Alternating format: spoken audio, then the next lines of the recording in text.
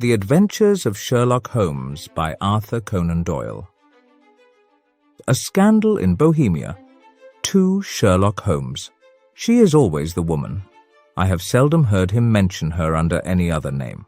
In his eyes she eclipses and predominates the whole of her sex. It was not that he felt any emotion akin to love for Irene Adler. All emotions, and that one particularly, were abhorrent to his cold, precise, but admirably balanced mind. He was, I take it, the most perfect reasoning and observing machine that the world has seen. But as a lover, he would have placed himself in a false position. He never spoke of the softer passions, save with a jibe and a sneer. They were admirable things for the observer, excellent for drawing the veil from men's motives and actions. But for the trained reasoner to admit such intrusions into his own delicate and finely adjusted temperament was to introduce a distracting factor which might throw a doubt upon all his mental results. Grit in a sensitive instrument, or a crack in one of his own high-power lenses, would not be more disturbing than a strong emotion in a nature such as his, and yet there was but one woman to him, and that woman was the late Irene Adler, of dubious and questionable memory. I had seen little of Holmes lately. My marriage had drifted us away from each other. My own complete happiness and the home-centered interests which rise up around the man who first finds himself master of his own establishment were sufficient to absorb all my attention, while Holmes, who loathed every form of society with his whole Bohemian soul, remained in our lodgings in Baker Street, buried among his old books, and alternating from week to week between cocaine and ambition, the drowsiness of the drug, and the fierce energy of his own keen nature. He was still, as ever, deeply attracted by the study of crime, and occupied his immense faculties and extraordinary powers of observation in following out those clues and clearing up those mysteries which had been abandoned as hopeless by the official police. From time to time I heard some vague account of his doings, of his summons to Odessa in the case of the Trepoff murder, of his clearing up of the singular tragedy of the Atkinson brothers at Trincomalee, and finally, of the mission which he had accomplished so delicately and successfully for the reigning family of Holland. Beyond these signs of his activity, however, which I merely shared with all the readers of the daily press, I knew little of my former friend and companion. One night, it was on the 20th of March, 1888, I was returning from a journey to a patient, for I had now returned to civil practice, when my way led me through Baker Street. As I passed the well-remembered door, which must always be associated in my mind with my wooing, and with the dark incidents of the study in scarlet, I was seized with a keen desire to see Holmes again and to know how he was employing his extraordinary powers. His rooms were brilliantly lit, and even as I looked up, I saw his tall, spare figure pass twice in a dark silhouette against the blind. He was pacing the room swiftly, eagerly, with his head sunk upon his chest and his hands clasped behind him. To me, who knew his every mood and habit, his attitude and manner told their own story. He was at work again. He had risen out of his drug-created dreams and was hot upon the scent of some new problem. I rang the bell, and was shown up to the chamber, which had formerly been in part my own. His manner was not effusive, it seldom was, but he was glad, I think, to see me. With hardly a word spoken, but with a kindly eye, he waved me to an armchair, threw across his case of cigars, and indicated a spirit case and a gasogene in the corner. Then he stood before the fire and looked me over in his singular introspective fashion. "Wedlock suits you," he remarked.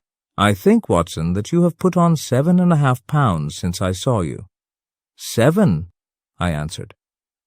"Indeed, I should have thought a little more. Just a trifle more, I fancy, Watson. And in practice again, I observe. You did not tell me that you intended to go into harness. Then how do you know? I see it, I deduce it. How do I know that you have been getting yourself very wet lately, and that you have a most clumsy and careless servant girl?" "My dear Holmes," said I, "this is too much. You would certainly have been burned had you lived a few centuries ago. It is true that I had a country walk on Thursday and came home in a dreadful mess. But as I have changed my clothes, I can't imagine how you deduce it. As to Mary Jane, she is incorrigible, and my wife has given her notice. But there, again, I fail to see how you work it out." He chuckled to himself and rubbed his long, nervous hands together. "It is simplicity itself," said he. "My eyes tell me that on the inside of your left shoe, just where the firelight strikes it, the leather is scored by 6 almost parallel cuts. Obviously, they have been caused by someone who has very carelessly scraped round the edges of the sole in order to remove crusted mud from it. Hence, you see my double deduction that you had been out in vile weather, and that you had a particularly malignant boot-slitting specimen of the London slavey. As to your practice, if a gentleman walks into my room smelling of iodoform, with a black mark of nitrate of silver upon his right forefinger, and a bulge on the right side of his top hat to show where he has secreted his stethoscope, I must be dull indeed if I do not pronounce him to be an active member of the medical profession." I could not help laughing at the ease with which he explained his process of deduction. "When I hear you give your reasons," I remarked, "the thing always appears to me to be so ridiculously simple that I could easily do it myself, though at each successive instance of your reasoning I am baffled until you explain your process, and yet I believe that my eyes are as good as yours." "Quite so," he answered, lighting a cigarette and throwing himself down into an armchair. "You see, but you do not observe. The distinction is clear. For example, you have frequently seen the steps which lead up from the hall to this room." "Frequently. How often?" "Well, some hundreds of times." "Then how many are there?" "How many? I don't know." "Quite so. You have not observed, and yet you have seen. That is just my point. Now, I know that there are 17 steps, because I have both seen and observed. By the way, since you are interested in these little problems, and since you are good enough to chronicle 1 or 2 of my trifling experiences," the note was undated and without either signature or address. "There will call upon you tonight at 7:45, it said, "a gentleman who desires to consult you upon a matter of the very deepest moment. Your recent services to one of the royal houses of Europe have shown that you are one who may safely be trusted with matters which are of an importance which can hardly be exaggerated. This account of you we have from all quarters received. Be in your chamber then at that hour, and do not take it amiss if your visitor wear a mask." "This is indeed a mystery," I remarked. "What do you imagine that it means?" "I have no data yet. It is a capital mistake to theorize before one has data. Insensibly, one begins to twist facts to suit theories, instead of theories to suit facts. But the note itself, what do you deduce from it?" I carefully examined the writing and the paper upon which it was written. "The man who wrote it was presumably well-to-do," I remarked, endeavoring to imitate my companion's processes. "Such paper could not be bought under half a crown a packet. It is peculiarly strong and stiff." "Peculiar, that is the very word," said Holmes. "It is not an English paper at all. Hold it up to the light." I did so, and saw a large E with a small g, a P, and a large G with a small T, woven into the texture of the paper.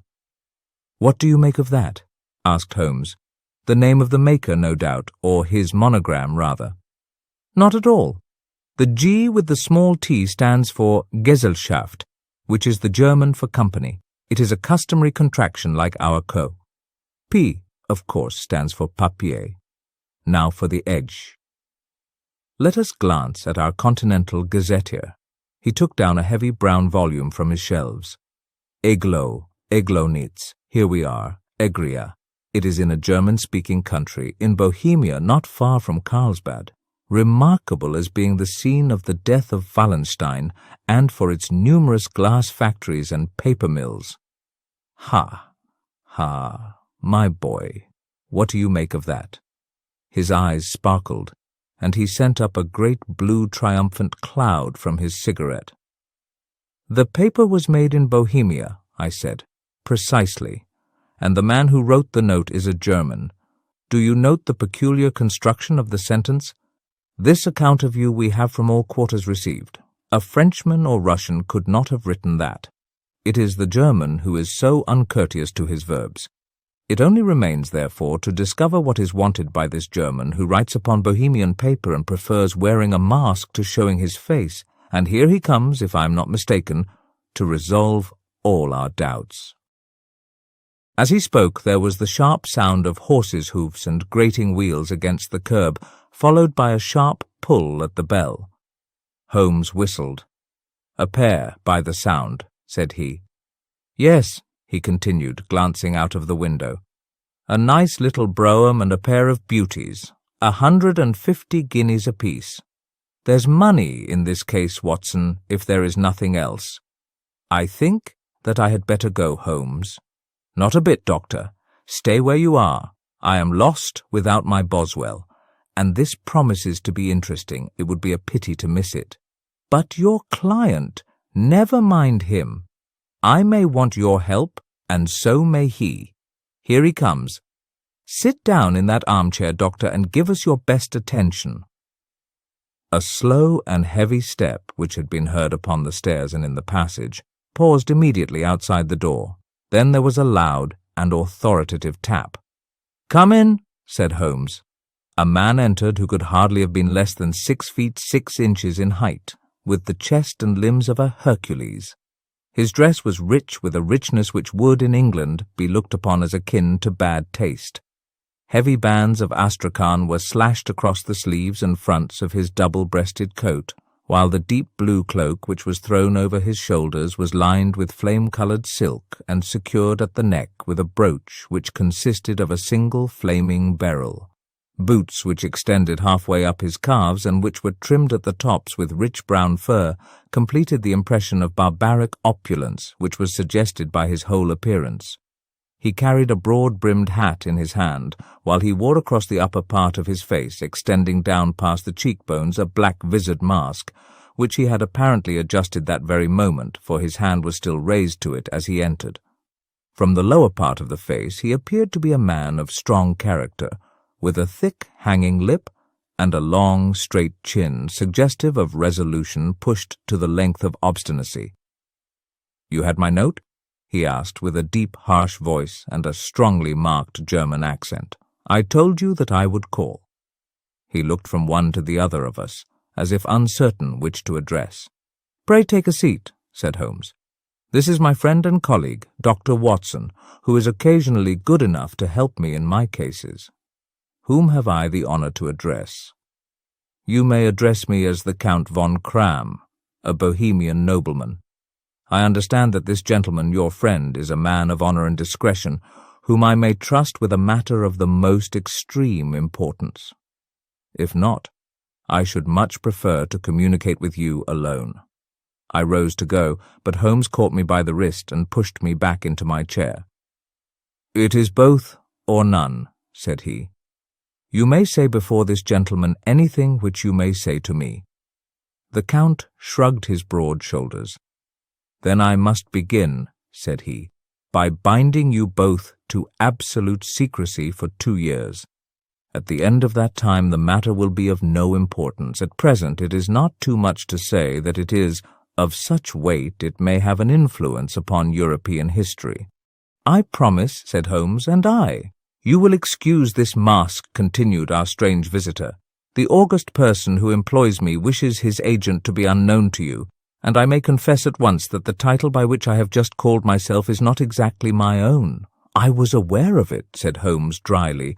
"The circumstances are of great delicacy, and every precaution has to be taken to quench what might grow to be an immense scandal and seriously compromise one of the reigning families of Europe. To speak plainly, the matter implicates the great House of Ormstein, hereditary kings of Bohemia." "I was also aware of that," murmured Holmes, settling himself down in his armchair and closing his eyes. Our visitor glanced with some apparent surprise at the languid, lounging figure of the man who had been no doubt depicted to him as the most incisive reasoner and most energetic agent in Europe. Holmes slowly reopened his eyes and looked impatiently at his gigantic client. "If your Majesty would condescend to state your case," he remarked, "I should be better able to advise you." The man sprang from his chair and paced up and down the room in uncontrollable agitation. Then, with a gesture of desperation, he tore the mask from his face and hurled it upon the ground. "You are right," he cried. "I am the king. Why should I attempt to conceal it?" "Why, indeed," murmured Holmes.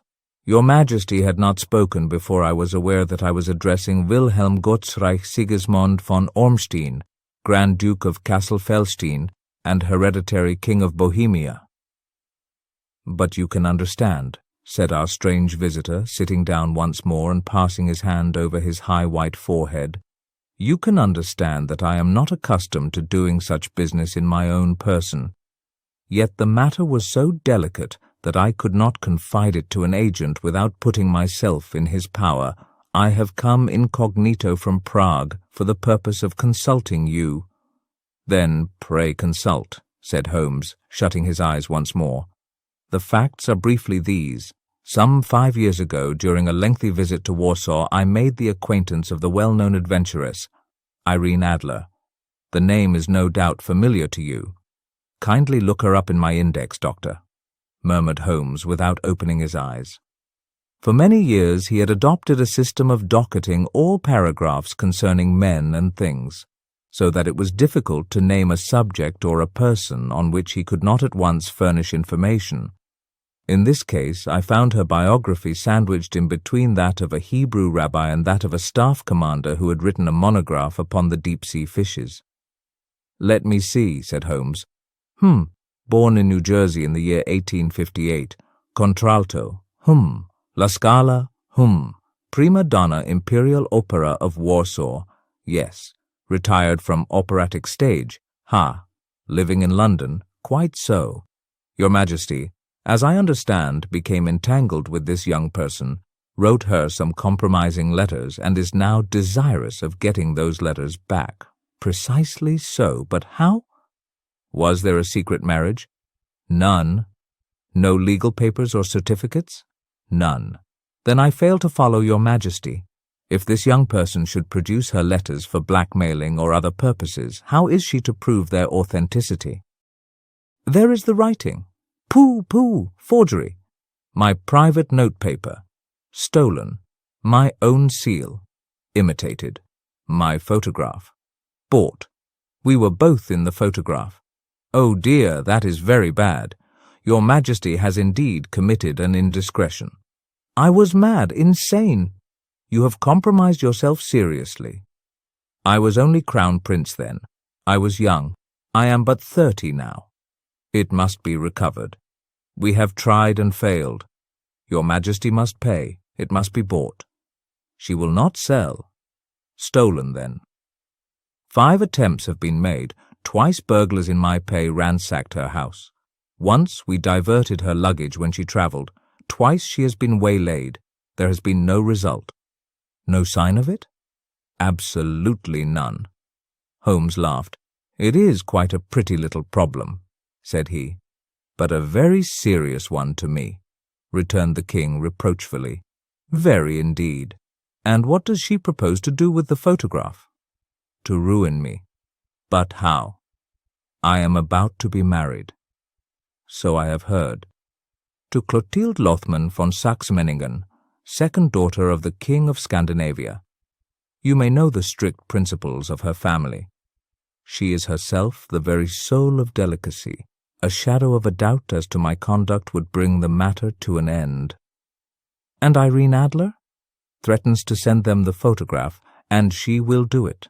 I know that she will do it. You do not know her, but she has a soul of steel. She has the face of the most beautiful of women and the mind of the most resolute of men. Rather than I should marry another woman, there are no lengths to which she would not go. None. You are sure that she has not sent it yet?" "I am sure." "And why?" because she has said that she would send it on the day when the betrothal was publicly proclaimed. That will be next Monday." "Oh, then we have 3 days yet," said Holmes with a yawn. "That is very fortunate, as I have 1 or 2 matters of importance to look into just at present. Your Majesty will, of course, stay in London for the present." "Certainly. You will find me at the Langham under the name of the Count von Kram. Then I shall drop you a line to let you know how we progress." A Scandal in Bohemia, Part 2. At 3 o'clock precisely I was at Baker Street, but Holmes had not yet returned. The landlady informed me that he had left the house shortly after 8 o'clock in the morning.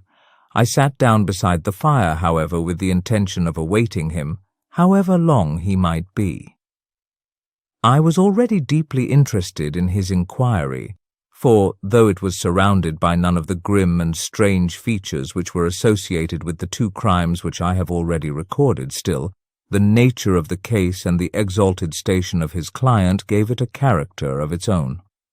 Indeed, apart from the nature of the investigation which my friend had on hand, there was something in his masterly grasp of a situation and his keen, incisive reasoning, which made it a pleasure to me to study his system of work and to follow the quick, subtle methods by which he disentangled the most inextricable mysteries. So accustomed was I to his invariable success that the very possibility of his failing had ceased to enter into my head.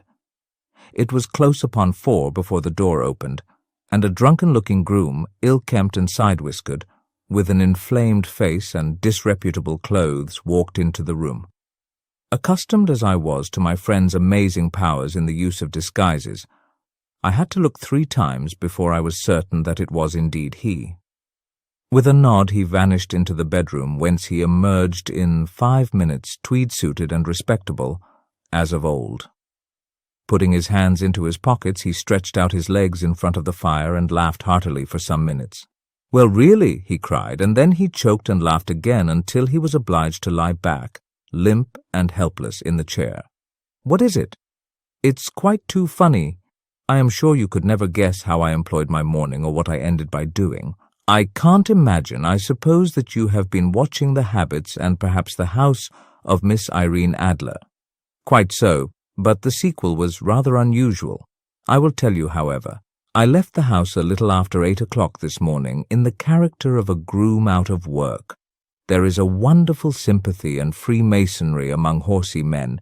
Be one of them, and you will know all that there is to know. I soon found Briony Lodge. It is a bijou villa, with a garden at the back, but built out in front right up to the road, 2 stories. Chubb lock to the door. Large sitting room on the right side, well furnished, with long windows almost to the floor, and those preposterous English window fasteners which a child could open. Behind there was nothing remarkable, save that the passage window could be reached from the top of the coach-house. I walked round it and examined it closely from every point of view, but without noting anything else of interest. I then lounged down the street and found, as I expected, that there was a mews in a lane which runs down by one wall of the garden. I lent the ostlers a hand in rubbing down their horses, and received in exchange 2d, a glass of half and half, 2 fills of shag tobacco, and as much information as I could desire about Miss Adler, to say nothing of half a dozen other people in the neighbourhood in whom I was not in the least interested, but whose biographies I was compelled to listen to. "And what of Irene Adler?" I asked. "Oh, she has turned all the men's heads down in that part. She is the daintiest thing under a bonnet on this planet. So say the Serpentine Mews to a man. She lives quietly, sings at concerts, drives out at 5 every day, and returns at 7 sharp for dinner. Seldom goes out at other times except when she sings.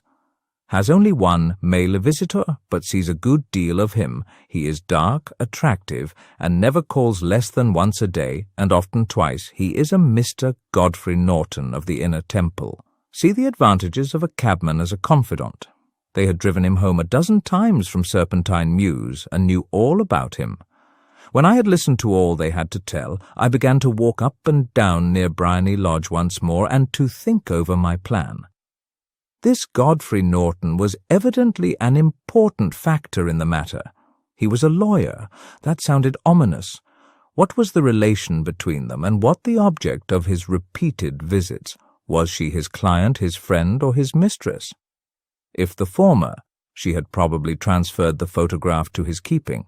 If the latter, it was less likely.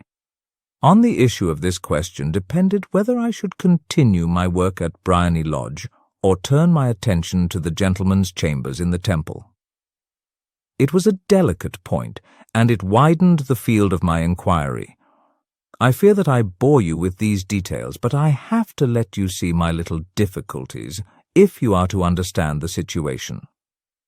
I am following you closely, I answered. I was still balancing the matter in my mind when a hansom cab drove up to Briony Lodge and a gentleman sprang out. He was a remarkably handsome man, dark, aquiline and moustached, evidently the man of whom I had heard. He appeared to be in a great hurry, shouted to the cabman to wait, and brushed past the maid who opened the door with the air of a man who was thoroughly at home. He was in the house about half an hour, and I could catch glimpses of him in the windows of the sitting-room, pacing up and down, talking excitedly and waving his arms. Of her I could see nothing. Presently he emerged, looking even more flurried than before.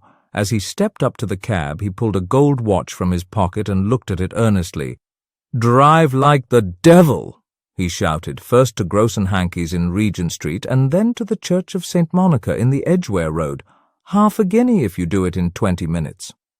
Away they went, and I was just wondering whether I should not do well to follow them when up the lane came a neat little landau, the coachman with his coat only half buttoned and his tie under his ear, while all the tags of his harness were sticking out of the buckles.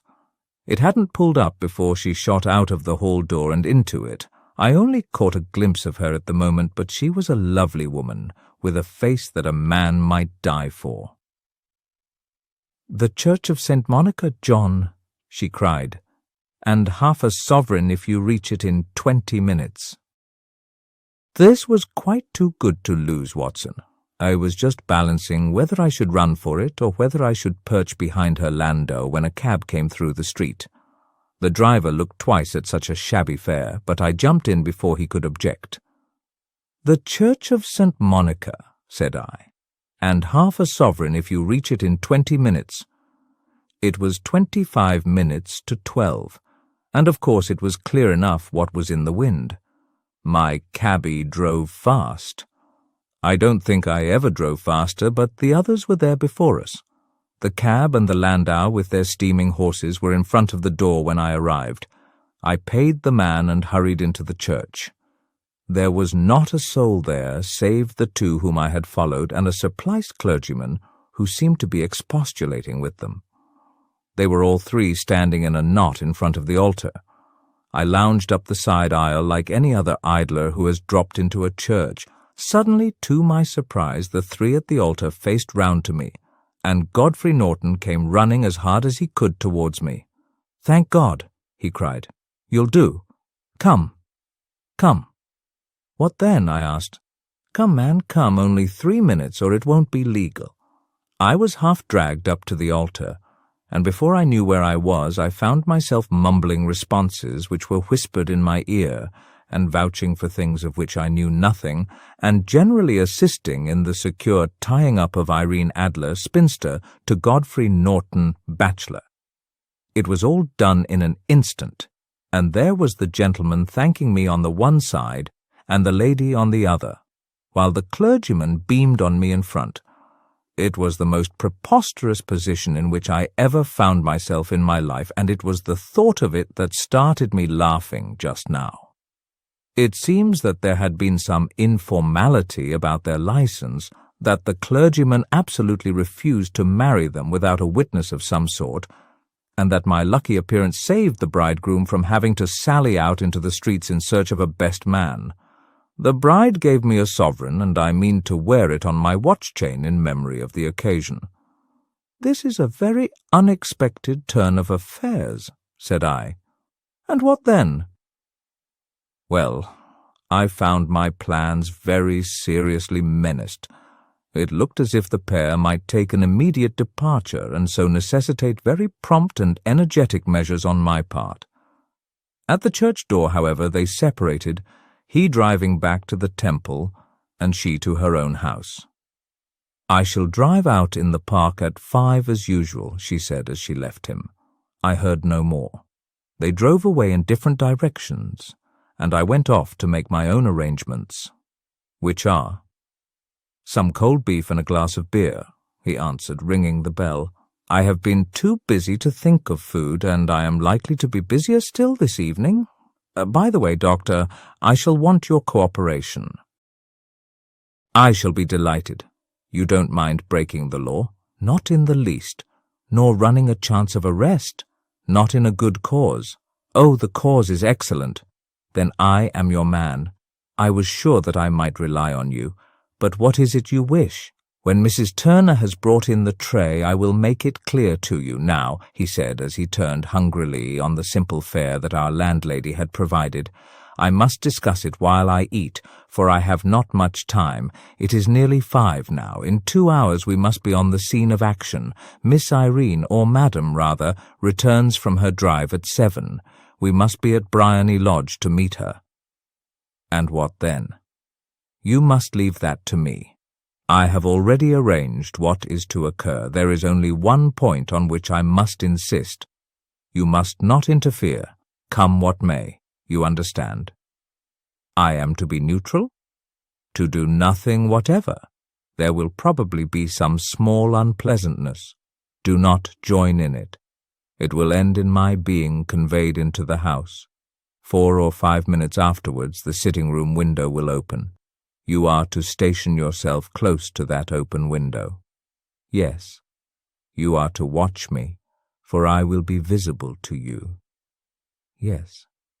And when I raise my hand, so you will throw into the room what I give you to throw, and will, at the same time, raise the cry of fire. You quite follow me?" "Entirely." "It is nothing very formidable," he said, taking a long cigar-shaped roll from his pocket. "It is an ordinary plumber's smoke rocket, fitted with a cap at either end to make it self-lighting. Your task is confined to that. When you raise your cry of fire, it will be taken up by quite a number of people. You may then walk to the end of the street, and I will rejoin you in 10 minutes. I hope that I have made myself clear? I am to remain neutral, to get near the window, to watch you, and at the signal to throw in this object, then to raise the cry of fire, and to wait you at the corner of the street." "Precisely. Then you may entirely rely on me." "That is excellent. I think perhaps it is almost time that I prepare for the new role I have to play." He disappeared into his bedroom and returned in a few minutes in the character of an amiable and simple-minded nonconformist clergyman. His broad black hat, his baggy trousers, his white tie, his sympathetic smile, and general look of peering and benevolent curiosity were such as Mr. John Hare alone could have equalled. It was not merely that Holmes changed his costume. His expression, his manner, his very soul seemed to vary with every fresh part that he assumed. The stage lost a fine actor, even as science lost an acute reasoner when he became a specialist in crime. It was 6:15 when we left Baker Street, and it still wanted 10 minutes to the hour when we found ourselves in Serpentine Avenue. It was already dusk, and the lamps were just being lighted as we paced up and down in front of Bryony Lodge, waiting for the coming of its occupant. The house was just such as I had pictured it from Sherlock Holmes's succinct description, but the locality appeared to be less private than I expected. On the contrary, for a small street in a quiet neighborhood, it was remarkably animated. There was a group of shabbily dressed men smoking and laughing in a corner, a scissors grinder with his wheel, 2 guardsmen who were flirting with a nurse girl, and several well-dressed young men who were lounging up and down with cigars in their mouths. "You see," remarked Holmes as we paced to and fro in front of the house, "this marriage rather simplifies matters. The photograph becomes a double-edged weapon now. The chances are that she would be as averse to its being seen by Mr. Godfrey Norton as our client is to its coming to the eyes of his princess. Now the question is, where are we to find the photograph? Where, indeed? It is most unlikely that she carries it about with her. It is cabinet size, too large for easy concealment about a woman's dress. She knows that the king is capable of having her waylaid and searched. 2 attempts of the sort have already been made. We may take it, then, that she does not carry it about with her. Where, then? Her banker or her lawyer? There is that double possibility, but I am inclined to think neither. Women are naturally secretive, and they like to do their own secreting. Why should she hand it over to anyone else? She could trust her own guardianship, but she could not tell what indirect or political influence might be brought to bear upon a businessman. Besides, remember that she had resolved to use it within a few days. It must be where she can lay her hands upon it. It must be in her own house, but it has twice been burgled. Pshaw, they did not know how to look. But how will you look? I will not look. What then? I will get her to show me, but she will refuse. She will not be able to, but I hear the rumble of wheels. It is her carriage. Now carry out my orders to the letter." As he spoke, the gleam of the sidelights of a carriage came round the curve of the avenue. It was a smart little landau which rattled up to the door of Brenny Lodge. As it pulled up, one of the loafing men at the corner dashed forward to open the door in the hope of earning a copper, but was elbowed away by another loafer, who had rushed up with the same intention. A fierce quarrel broke out, which was increased by the 2 guardsmen, who took sides with one of the loungers, and by the scissors grinder, who was equally hot upon the other side. A blow was struck, and in an instant the lady, who had stepped from her carriage, was the centre of a little knot of flushed and struggling men, who struck savagely at each other with their fists and sticks. Holmes dashed into the crowd to protect the lady, but just as he reached her, he gave a cry and dropped to the ground, with the blood running freely down his face. At his fall, the guardsmen took to their heels in one direction and the loungers in the other, while a number of better-dressed people, who had watched the scuffle without taking part in it, crowded in to help the lady and to attend to the injured man. Irene Adler, as I will still call her, had hurried up the steps, but she stood at the top with her superb figure outlined against the lights of the hall, looking back into the street. "Is the poor gentleman much hurt?" she asked. "He is dead," cried several voices. "No, no, there's life in him," shouted another. "But he'll be gone before you can get him to hospital." "He's a brave fellow," said a woman. "They would have had the lady's purse and watch if it hadn't been for him. They were a gang, and a rough one, too. Ah, he's breathing now. He can't lie in the street. May we bring him in, ma'am?" "Surely. Bring him into the sitting-room. There is a comfortable sofa. This way, please." Slowly and solemnly he was borne into Bryony Lodge and laid out in the principal room, while I still observed the proceedings from my post by the window. The lamps had been lit, but the blinds had not been drawn, so that I could see Holmes as he lay upon the couch. I do not know whether he was seized with compunction at that moment for the part he was playing, but I know that I never felt more heartily ashamed of myself in my life than when I saw the beautiful creature against whom I was conspiring, or the grace and kindliness with which she waited upon the injured man. And yet it would be the blackest treachery to Holmes to draw back now from the part which he had entrusted to me. I hardened my heart and took the smoke rocket from under my ulster. After all, I thought, we are not injuring her. We are but preventing her from injuring another. Holmes had sat up upon the couch, and I saw him motion like a man who is in need of air. A maid rushed across and threw open the window. At the same instant I saw him raise his hand, and at the signal I tossed my rocket into the room with a cry of "Fire!"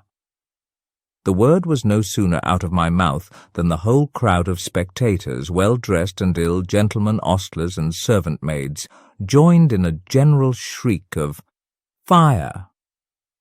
Thick clouds of smoke curled through the room and out at the open window. I caught a glimpse of rushing figures, and a moment later the voice of Holmes from within, assuring them that it was a false alarm. Slipping through the shouting crowd, I made my way to the corner of the street, and in 10 minutes was rejoiced to find my friend's arm in mine, and to get away from the scene of uproar. He walked swiftly and in silence for some few minutes until we had turned down one of the quiet streets which led towards the Edgware Road. "You did it very nicely, Doctor," he remarked. "Nothing could have been better. It is all right." "You have the photograph." "I know where it is." "And how did you find out?" "She showed me, as I told you she would." "I am still in the dark." "I do not wish to make a mystery," said he, laughing. "The matter was perfectly simple. You, of course, saw that everyone in the street was an accomplice. They were all engaged for the evening." "I guessed as much." "Then when the row broke out, I had a little moist red paint in the palm of my hand. I rushed forward, fell down, clapped my hand to my face, and became a piteous spectacle. It is an old trick. That also I could fathom. Then they carried me in. She was bound to have me in. What else could she do? And into her sitting room, which was the very room which I suspected. It lay between that and her bedroom, and I was determined to see which. They laid me on a couch. I motioned for air. They were compelled to open the window, and you had your chance. Now, how did that help you? It was all important. When a woman thinks that her house is on fire, her instinct is at once to rush to the thing which she values most. It is a perfectly overpowering impulse, and I have more than once taken advantage of it. In the case of the Darlington substitution scandal, it was of use to me, and also in the Arnsworth Castle business. A married woman grabs at her baby, an unmarried one reaches for her jewel box. Now it was clear to me that Our Lady of today had nothing in the house more precious to her than what we are in quest of. She would rush to secure it. The alarm of fire was admirably done. The smoke and shouting were enough to shake nerves of steel. She responded beautifully. The photograph is in a recess behind a sliding panel just above the right bell pull. She was there in an instant, and I caught a glimpse of it as she half drew it out. When I cried out that it was a false alarm, she replaced it, glanced at the rocket, rushed from the room, and I have not seen her since. I rose and, making my excuses, escaped from the house. I hesitated whether to attempt to secure the photograph at once, but the coachman had come in, and as he was watching me narrowly, it seemed safer to wait. A little over-precipitance may ruin all. "And now," I asked, "our quest is practically finished. I shall call with the king tomorrow and with you, if you care to come with us. We will be shown into the sitting-room to wait for the lady. But it is probable that when she comes, she may find neither us nor the photograph. It might be a satisfaction to His Majesty to regain it with his own hands. And when will you call?" "At 8 in the morning. She will not be up, so that we shall have a clear field. Besides, we must be prompt, for this marriage may mean a complete change in her life and habits. I must wire to the king without delay." We had reached Baker Street and had stopped at the door. He was searching his pockets for the key when someone passing said, "Good night, Mr. Sherlock Holmes." There were several people on the pavement at the time, but the greeting appeared to come from a slim youth in an ulster who had hurried by. "I've heard that voice before," said Holmes, staring down the dimly lit street. "Now I wonder who the deuce that could have been." I slept at Baker Street that night, and we were engaged upon our toast and coffee in the morning when the King of Bohemia rushed into the room. "You have really got it," he cried, grasping Sherlock Holmes by either shoulder and looking eagerly into his face. "Not yet. But you have hopes." "I have hopes." "Then come. I am all impatience to be gone. We must have a cab." "No, my carriage is waiting." Then that will simplify matters." We started off once more for Briony Lodge. "Irene Adler is married," remarked Holmes. "Married? When?" "Yesterday." "But to whom?" "To an English lawyer named Norton." "But she could not love him." "I am in hopes that she does." "And why in hopes?" "Because it would spare your Majesty all fear of future annoyance. If the lady loves her husband, she does not love your Majesty. If she does not love your Majesty, there is no reason why she should interfere with your Majesty's plan." "It is true. And yet—" "Well, I wish she had been of my own station. What a queen she would have made." He relapsed into a moody silence, which was not broken until we drew up in Serpentine Avenue. The door of Briony Lodge was open, and an elderly woman stood at the entrance. She watched us as we stepped from the carriage. "Mr. Sherlock Holmes, I believe," said she. "I am Mr. Holmes." "Indeed. My mistress told me that you were likely to call. She left this morning with her husband by the 5:15 train from Charing Cross for the Continent." "What?" Sherlock Holmes staggered back, white with chagrin and surprise. "Do you mean that she has left England?" "Never to return." "And the papers?" asked the king hoarsely. "All is lost." "We shall see." He pushed past the servant and rushed into the drawing-room, followed by the king and myself. The furniture was scattered about in every direction, with dismantled shelves and open drawers, as if the lady had hurriedly ransacked them before her flight. Holmes rushed at the bell-pull, tore back a small sliding shutter, and, plunging in his hand, pulled out a photograph and a letter. The photograph was of Irene Adler herself in evening dress. The letter was superscribed to Sherlock Holmes, Esquire, to be left till called for. My friend tore it open, and we all three read it together. It was dated at midnight of the preceding night and ran in this way: "My dear Mr. Sherlock Holmes, you really did it very well. You took me in completely. Until after the alarm of fire, I had not a suspicion. But then, when I found how I had betrayed myself, I began to think. I had been warned against you months ago. I had been told that if the king employed an agent, it would certainly be you, and your address had been given me. Yet, with all this, you made me reveal what you wanted to know. Even after I became suspicious, I found it hard to think evil of such a dear, kind old clergyman. But, you know, I have been trained as an actress myself. Male costume is nothing new to me. I often take advantage of the freedom which it gives. I sent John, the coachman, to watch you, ran upstairs, got into my walking clothes, as I call them, and came down just as you departed. Well, I followed you to your door, and so made sure that I was really an object of interest to the celebrated Mr. Sherlock Holmes. Then I, rather imprudently, wished you good night, and started for the Temple to see my husband. We both thought the best resource was flight, when pursued by so formidable an antagonist, so you will find the nest empty when you call tomorrow. As to the photograph, your client may rest in peace. I love and am loved by a better man than he. The king may do what he will without hindrance from one whom he has cruelly wronged. I keep it only to safeguard myself and to preserve a weapon which will always secure me from any steps which he might take in the future. I leave a photograph which he might care to possess, and I remain, dear Mr. Sherlock Holmes, very truly yours, Irene Norton Adler. What a woman! Oh, what a woman! Cried the King of Bohemia when we had all three read this epistle. Did I not tell you how quick and resolute she was? Would she not have made an admirable queen? Is it not a pity that she was not on my level? From what I have seen of the lady, she seems indeed to be on a very different level to your Majesty, said Holmes coldly. I'm sorry that I have not been able to bring your Majesty's business to a more successful conclusion. On the contrary, my dear sir, cried the king, nothing could be more successful. I know that her word is honorable. The photograph is now as safe as if it were in the fire. I am glad to hear your Majesty say so. I am immensely indebted to you. Pray tell me in what way I can reward you. This ring—" He slipped an emerald snake ring from his finger and held it out upon the palm of his hand.